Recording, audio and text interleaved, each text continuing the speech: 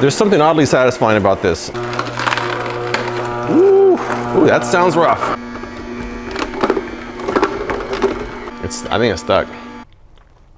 Whoa. Welcome back, everybody. Now, I've had a lot of requests lately to try out a juicer, specifically the type that's been going around in videos online. So today I'm testing out the #1 masticating juicer on Amazon, and that is this. This model by Cannoli. I don't think it's cannoli. I picked it up for about 90 bucks and unboxed it yesterday, and here's how that went.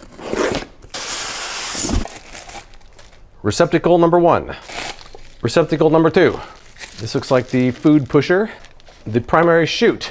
And here is the main base unit itself. Now on Amazon, it's a #1 bestseller in the masticating juicers. I paid 90 bucks for it, but it supposedly sells for up to $270. They say you get more juice and minimal foam with this model. They say it has a large feed chute. Going to the bottom of the packaging, it says 300 watts. They also say this chute here can fit fruit up to 3.5 inches. Otherwise, it has to be cut down. And fibrous vegetables also have to be cut down into pieces before juicing. All right, so I'm gonna clean all this off, read this over, and then get started. Now, I should point out that I went through a big juicing phase years ago. This is my 2004-ish Jacqueline power juicer I used to use for years. This is a centrifugal juicer, which is a different style. I would compare these two, but I don't even know if that one really works anymore. But I did get a lot of years of use out of it, and I did like it. But I am kind of curious if this one works because a lot of the videos online do make it look kind of interesting. But now that I've washed it off and read the instructions, here's how it actually works. First, let me disassemble this thing here. This is the feeder chute area, which has like a little carousel in there. You can fit fruit up to 3.5 inches wide. And there's a hole there for the pusher that can push the fruit down. You have the auger, you have the filter, and you have the container itself. There are 2 spouts, one for the pulp, one for the juice. And down here is the motor. It's pretty easy to assemble. I've taken it apart a couple times. Now, one thing I noticed on some of the videos going around online is people were showing entire oranges being put in there with the peel and everything. So I was thinking, isn't that going to be kind of bitter when you're putting the peel through there? Maybe not. I've always taken the peel off, but who knows? Maybe I've been doing it wrong all these years. Let me start off with some citrus fruit and see how that goes. I'm going to do a couple of just small clementines first to kind of get my feet wet in this whole process. First thing I'm going to do is a couple of them without the peel. Then I'll do a couple with the peel and see what the difference in taste is, because these videos online showing oranges and citrus fruit with the peels on there, I don't know about that. To me, that just seems like it wouldn't taste very good, but who knows? So set this up for the pulp here and the juice here. Here's the switch to turn the unit on. And if it gets stuck, you can go backwards. So we have it forward here, and this is the reverse in case it gets stuck. But we're going forward. It's not too loud. It doesn't seem to be too loud. I can still speak over it without screaming. Oh, wow. Whoa, whoa. It was oddly satisfying and brutal at the same time. It seemed to get stuck there. Let me put another one in there just to kind of push it through. Oh yeah, oh yeah. And we're getting some pulp out of there as well. And Bailey is investigating. Oh wow. Well, I mean, that's a decent amount of juice. Let's put this in a cup here. I don't see much pulp at all, actually. It looks pretty nice. Let's go for the first taste. That's perfect. It's very good. It's not very pulpy. It's much less pulpy than the other juicers I've tried. This tastes perfect without the peel. Let's go with the peel and see what happens. This time I'm going to put all 3 of them in at the same time and see what happens. Oh yeah, it's brutal. We got lots of pulp coming out of here. Look at all that. Look at all that. Now I'm going to open this up as well.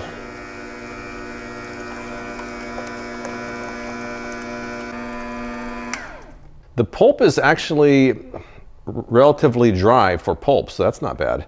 Now this seems a lot thicker, having the peel in there. It's a bit sludgy looking. Let's taste it. It tastes like a peel. I don't like that very much. We're too bitter. Dude, I don't know why people would do that. It's more sludgy and it tastes like peel. When you peel it first, it tastes delicious, so I don't know. So those demonstrations showing it being done with a peel on, I don't know why they're doing that, because it's way better without the peel on there. All right, let's move to some full-size oranges now. Originally, I was gonna do one with the peel, one without, but after that last test, I'm not doing it with the peel. That's not very good. I'm gonna see if I can fit this in there without having to break it into pieces. Here we go.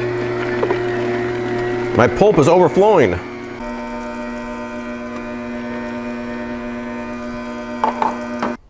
Taste this lemon juice here. Whoa. Wow. That's lemon juice, all right. All right, we got the beginner stuff out of the way. Let's move up to the advanced now. The things that have always been problematic whenever I've juiced are celery and carrots. Let's try both of those. Now they say to cut up things like celery and carrots, so I've cut them up. I cut my celery up into chunks. Let's dump it in there. Oh yeah.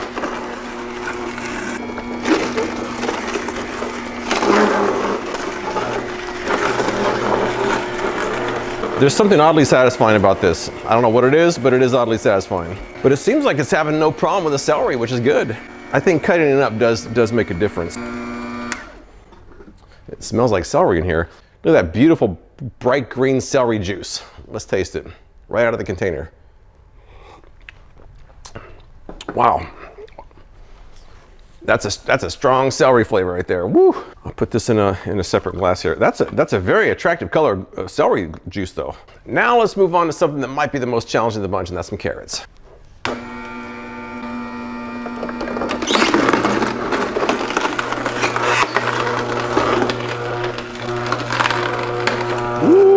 Ooh, that sounds rough. That sounds rough. On the counter, okay. It sounded rough, but it's doing it. It's doing it.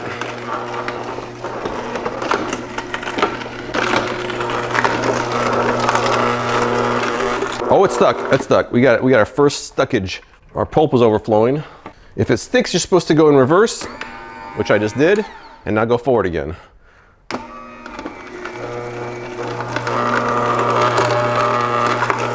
And that did fix it. That did work. Oh, look at this. These are just not big enough. Once again, minimal foam. It's a nice carrot flavor. Let's mix the carrot and celery together. That's a strong flavor right there. Let's try mixing the carrot and the celery with some of the apple. And as you can see, the apple's already starting to separate. This is the final drink I've made. This is carrot, apple, celery, lemon juice. Here we go. Bold flavor.